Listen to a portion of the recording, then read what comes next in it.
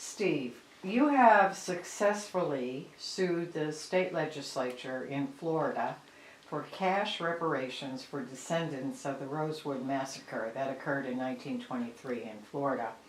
I want you to tell that story of how you successfully did that, because there may be other states that would be interested in doing the same and getting compensation for the massacres that occurred in their state. So first of all, what happened in Rosewood, briefly, and then tell us how you successfully did that. You want me to do this briefly? I know, here we go again. All right. Steve, so the Rosewood massacre, what happened there? In 1923, in January of 1923, a white woman claimed that she had been assaulted by a black man. In truth, she had been beaten up by her white lover, and she had bruises, and she had to tell her husband something. There ensued a wild chase to find the killer, or not the black man. One man was killed who didn't have anything to do with it, just needlessly. But they knew they'd gotten the wrong person, and they convinced themselves, and it was a mob building. I mean, this went on for 6 days before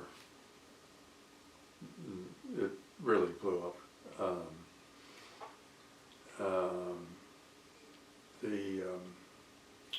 They eventually decided that it must have been Sylvester Carrier.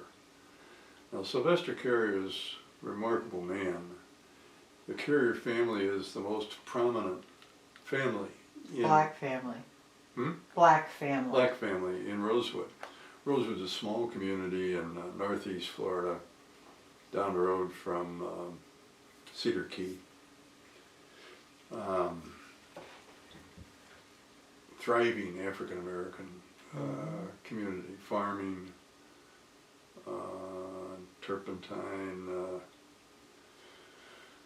trapping, etc. A church, Masonic lodge, post office, train station, baseball team, 120 to 140 people maybe. Next to the town of Sumner, which is white, and where there's a mill where a lot of the Rosewood people live, work. A lot of the men work. And the mob assembles and approaches the Carrier house. This is a 2-story house, upholstered furniture, piano downstairs. Sarah Carrier was the matriarch of that family. Sylvester Carrier fought in World War I, expert marksman, was in Paris and in the Paris nightlife, and confident dated white women, and returns to Rosewood. And they are terrified of him. There's a black man who knows how to shoot a gun, okay? And he doesn't just walk away from a white woman walking down the street, okay? So a deputy, a constable, and his deputy approached the Carrier house, calling for Carrier, calling for Sylvester to come out, and nobody comes out. In the meantime, all the children go upstairs with Aunt Sarah, except one, Minnie Lee Langley, okay, and she stays downstairs, and Sylvester kind of cuddles her in his arm to keep her near him. And the constable comes to the front door, so when nobody answers, and Sylvester is maybe 10, 15 feet away from him, sitting there with Minnie Lee Langley holding her like this, and he's got his shotgun like this. And when that constable comes through, Sylvester blows him away. And the deputy constable comes through, and Sylvester blows him away, and then all hell broke loose. Mom just started firing into the house, and Sarah was killed.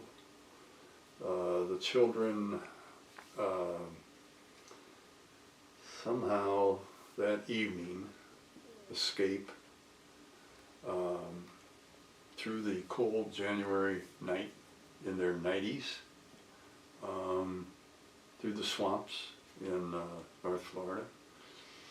And the next day, the kids and some women, okay, make it to John Wright's house, who was a white merchant, and he gets them eventually to a train that gets them, a lot of them anyway, not all of them, but a lot of them over around at least Gainesville. They will eventually relocate many of them in La Cucci, Florida, which is down the road a little bit from Gainesville. As everybody exits, the mob burns the town down to the ground. And the governor is on notice of this, or was on notice of this. So he knew this was going on. Yeah, so did the sheriff, so did everybody. They knew that the mob, and there are reports that the Klan was involved. I don't think we can necessarily confirm that, but it's likely, maybe. And the governor did nothing, he went hunting. And this was widely reported in the African American press around the country. It was on the AP Wire, too. And it was an event that was buried in Florida's history.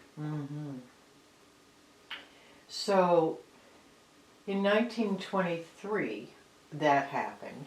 And then in 1993, was it, that you took this case for cash reparations for the descendants. How did that happen? How did you get involved? There was a purported filmmaker named Michael O. McCarthy, and he claimed that he represented the last two survivors of the Rosewood massacre, Minnie Lee Langley and the Ruth Bradley Davis. And he had been to the NAACP, and he had been to the Southern Poverty Law Center in Morris Dees, and everybody had turned him down. It was he wanted a lawsuit, because that would be good for the film. Right. Okay. And then he heard about me in Tallahassee. And I had just come to Holland at night in Tallahassee. And so he told me his story. He was a hustle. I'd met hustles before. I knew a hustle when I saw one.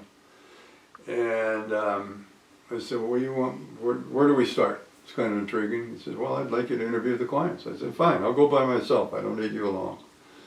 So I went down to Miami and interviewed the Ruth Bradley Davis. She's a very powerful woman, very strong woman, very active in her church. And I was impressed.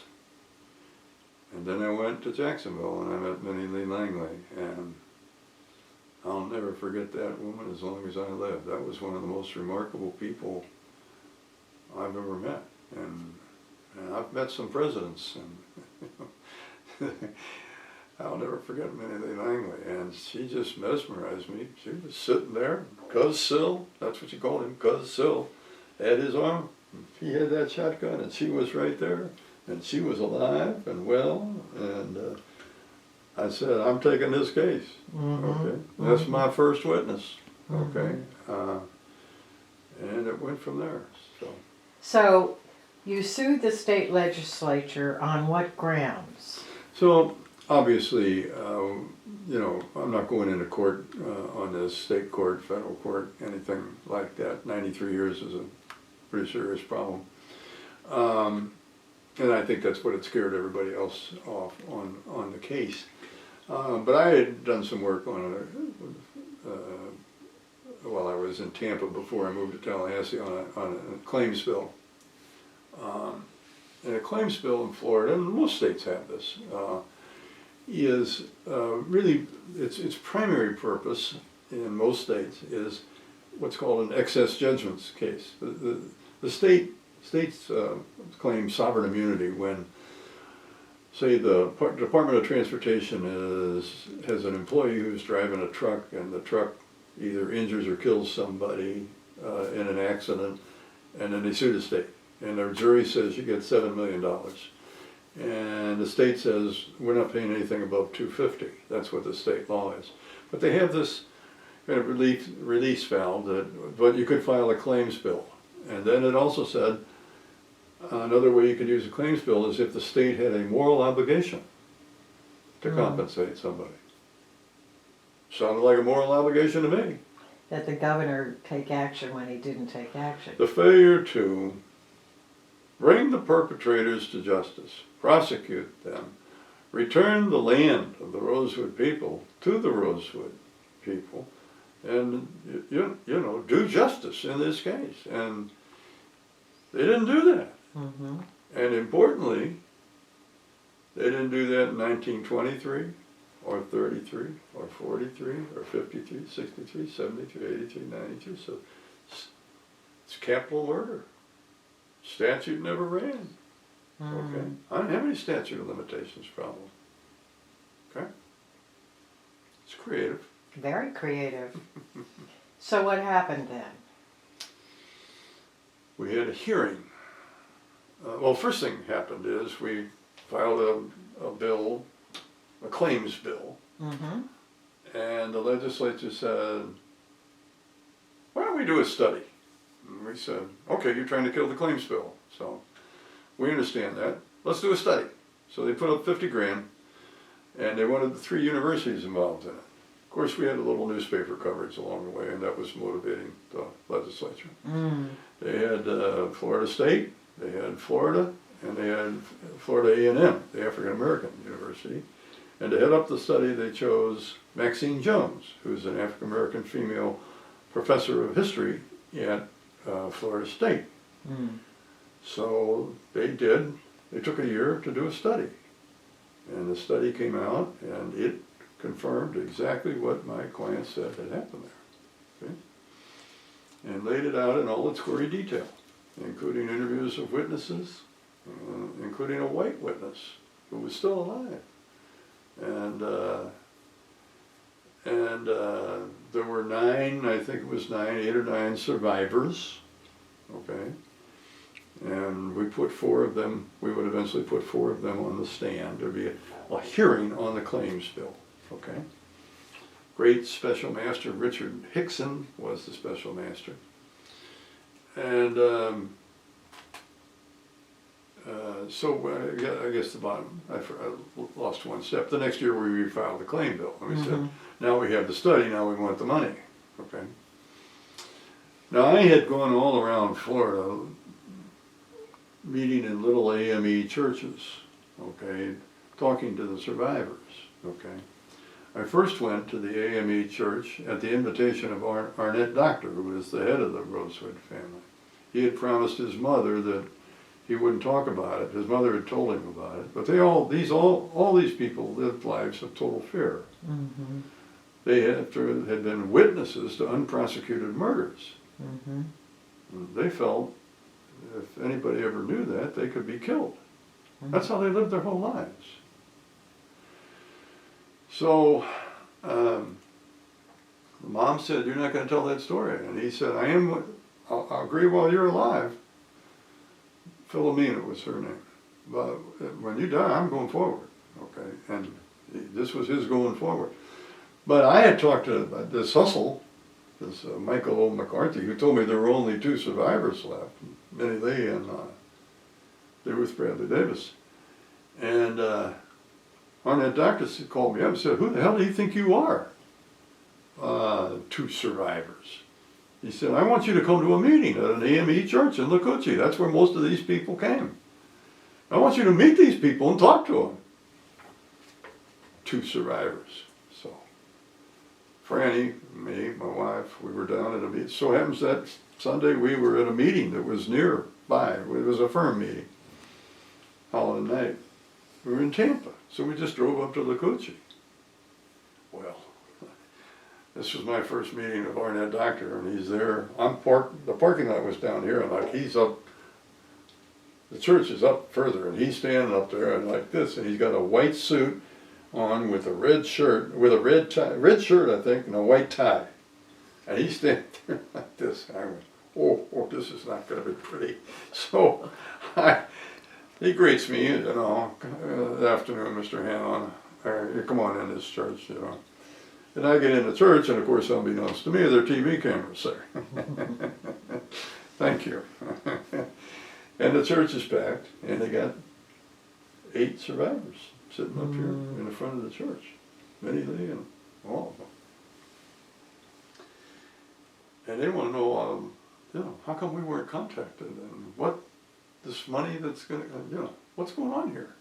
And what about the descendants here, of all the suffering that they've been all that they could have inherited that property? You know, who do you think you are? So, I did my best under the circumstances.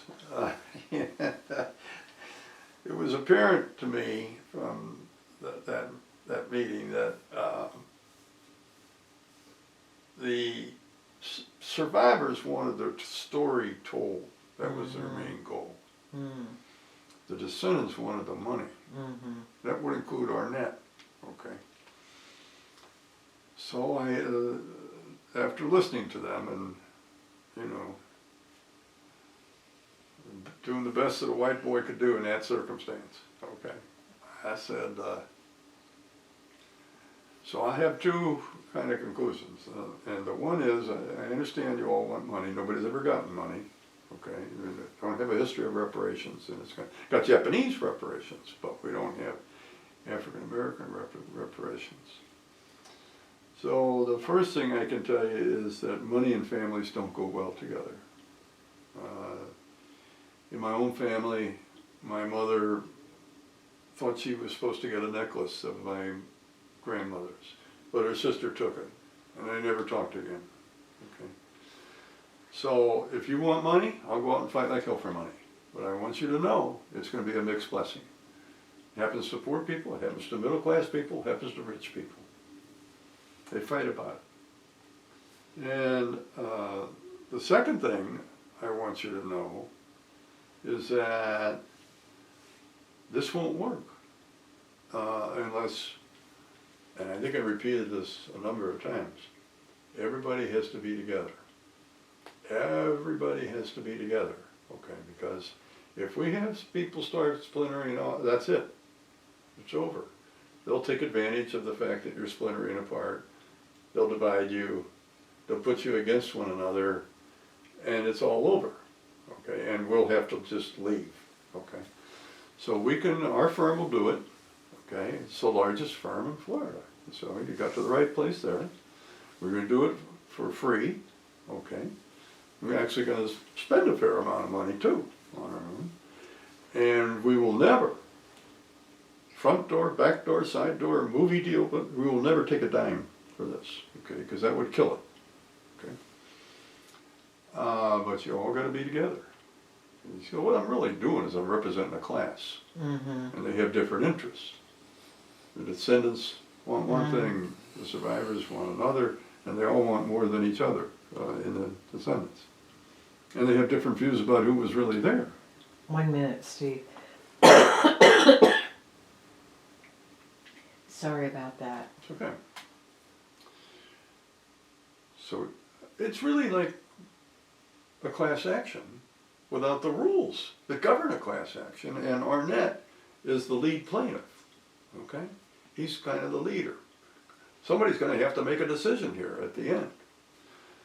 So we did, and I continued to go around Florida and meet with everybody, and got my law firm, my wonderful law firm on board. Can you imagine taking this in 1993 to the Florida's largest law firm? And we have a process where anybody wants to vote against us, speak up now.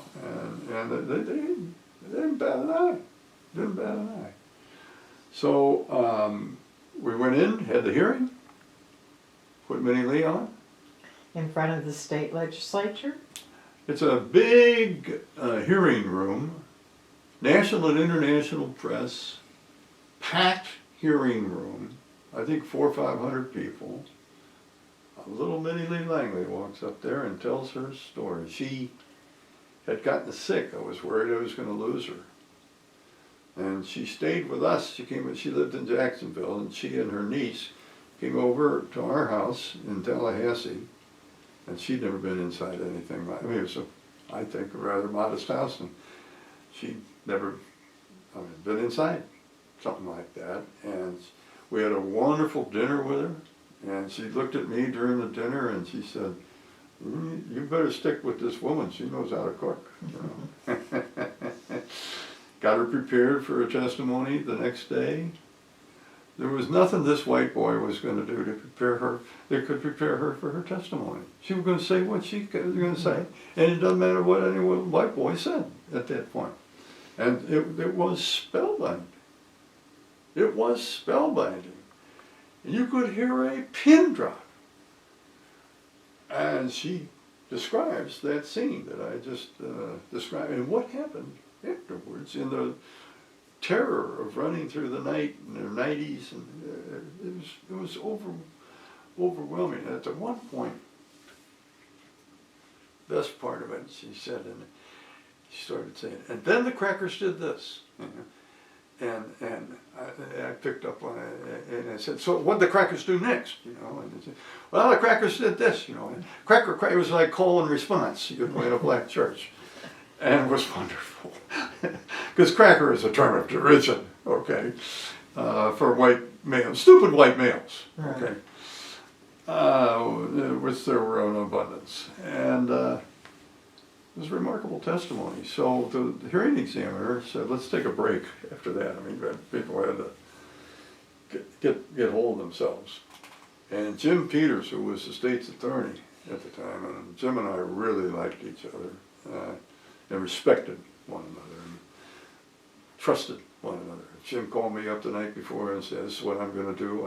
I'd say, okay, fine, I'll oppose that, but I'm glad you told me. And I would do the same thing. Really developed a good friendship with Jim. Jim pulled me aside and he said, by the way, Jim came in when I had him in a room before the hearing and introduced himself and said he was proud of them and they were great Floridians, but he had to defend the state. He hoped they understood that. So he said, Steve, she was, oh no, this was after Jim finished his cross-examination. That's when the hearing examiner did the recess. So Jim got a chance to, how do you cross-examine that? I mean, there's no way you can cross-examine Minnie Lee Langley.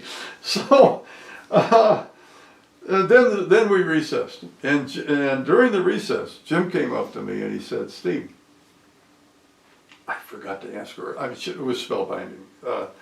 And he said, I forgot to ask her a couple things. Do you mind if I ask Jim? You ask her anything you want to ask her.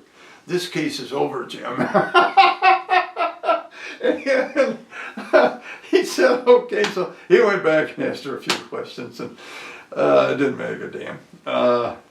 Then the next three of them came on. Willie Evans, blind. Wheelchair, told a story. I'm getting them mixed up now. I think this is right.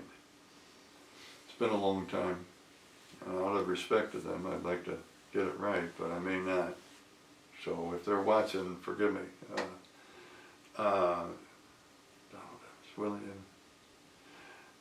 So, and he tells a story that he went back there after it was all over, and he went inside his house and he saw a mountain lion, and it scared the hell out of him, and he ran out of there.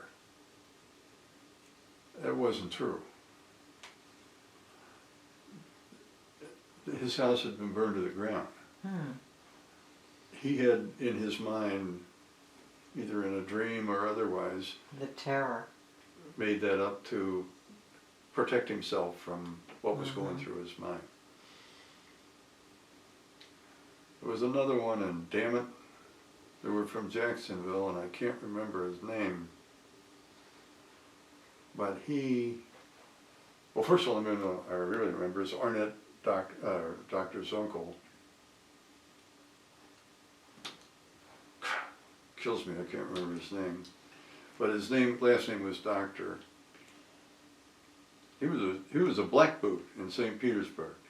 He shined shoes all the time. And he saved his pennies. He put it under his bed, his savings. And that helped put his little girl through college. And she was there. She had her doctorate, okay? Now he testified about it, and they never talk about it. They were how scared and terrified they were. Goins. Arnett Goins was his name. Yeah, the Goins and Carrier families were very prominent. And then there was one from Jacksonville, and boy, he was remarkable. He talked about the life in Rosewood, and the church, the baseball team, the crops. Bring the crops in every year and put 10% aside for the poor. He said,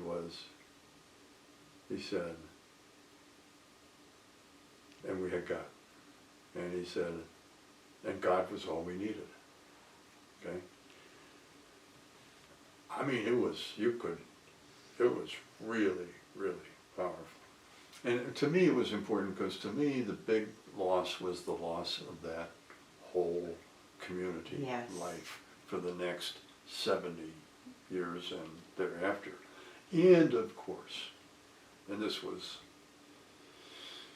the reason we decided to take the case, because I had an African-American friend of mine explain it to me, that this is the inability of African-Americans. This was a compelling story of the inability of African-Americans to acquire and retain and pass on intact from one generation to the next property, so that there could be progress. So there could be real wealth, generational wealth, yes. Right.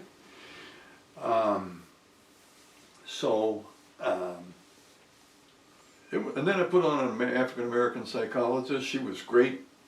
Carolyn, I can't remember her last name, she was from the University of Florida. She described what was going on, the terror that these people felt all their lives because they were witnesses to unprosecuted murders and living in a white majority. Minnie Lee was terrified of white people. He lived on the edge of Jacksonville. I don't know how it was that we struck up a bond, but we really did. When they wanted to interview Minnie Lee for the study, they asked her to come over to Tallahassee, and she did. And I had decided to stay away from it because I didn't want to make it look like the lawyers trying to taint what was going on. Minnie Lee said, I want Lawyer Hamlin here. I don't feel comfortable in this.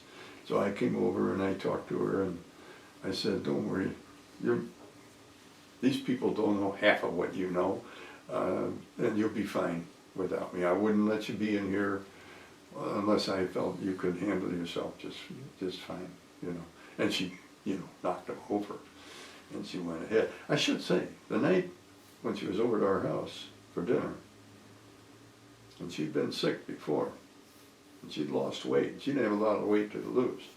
Her little arms were about like yay.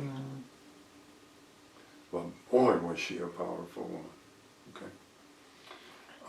So the psychologist talked about the ongoing terror that dominated their lives. Right. And then I had an expert come in and talk about the value of a human life. He was an expert on that. Okay. And the way we actually, well, a critical part of winning in the Florida legislature was there was a lot of stuff about property rights in the Florida legislature, that you condemnation, property rights, whatever it was.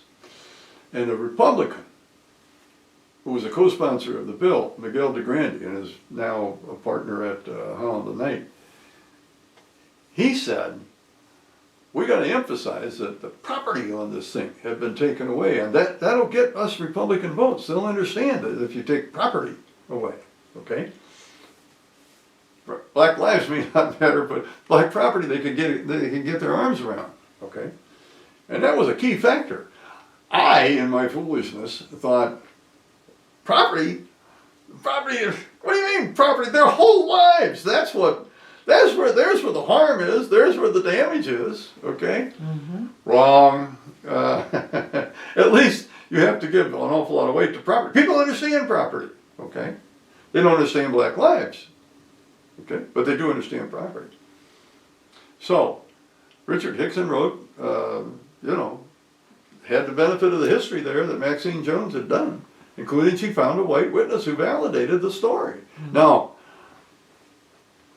my African American clients did not like me putting that white witness on. Arnett got madder than hell at me about that. We don't need a white man to validate our story. Okay, he said, well, you do. Okay, all right. I mean, just trust me. I mean, I know, I hear you, I understand, but this is awfully important, and there's no question it was, because when Ernest Parham testified, he testified that the FDLE, Florida Law Enforcement Department, had contacted him the week before because they thought somebody was still alive, might be still alive, who was involved in those murders back then. And the hearing examiner went, wow, this is right. The statute of limitation didn't run. They're still trying to find somebody who might have done it. That was a real big moment there. And of course he confirmed that it happened. And he had witnessed that first murder too, where they murdered Sam, I think it's Harris, or he witnessed that first murder. So I would have to say it was the greatest day of trial that I've ever had in my life. Martha was there with me, Martha Barnett, because she was going to carry it in the legislature, and she did a great job carrying it in the legislature. But, we came back and we looked at each other and we hugged and we went, wow. That was, it does not get any better than that. That was really, really a powerful, wonderful, glorious day. And then Richard Hickson wrote the report, and the reports to the legislature, and the report recommended $150,000 for each of the 8 or 9 survivors. It recommended $500,000 fund for the descendants if they could prove that their people were there at the time. Of course, you can imagine what a fight that became. That was tough. And public schools were part of that too, weren't they? Mandatory education about Rosewood in the public schools of Florida. Scholarships for anyone who to Florida universities for anyone who was a descendant of the Rosewood family. I think that was mostly it. Yeah. Fantastic. Mm-hmm. Beautiful job. Mm. Great day. Mm. Congratulations. Thank you. It was good. I always say, I've said it, Jan, I've said it all my life. I'm the luckiest lawyer I know. Yeah, yeah. I found a wonderful law firm that let me do what I wanted to do. If I saw something that bothered me in Louisiana or Florida or Arizona or wherever, then I'd say, well, I want to go do that. And they said, fine, and we'll make that less money. Well, you're going to heaven, Steve. Well, we'll see. Thanks, Steve. All right, is that it? That's it. Thank you. All right, good.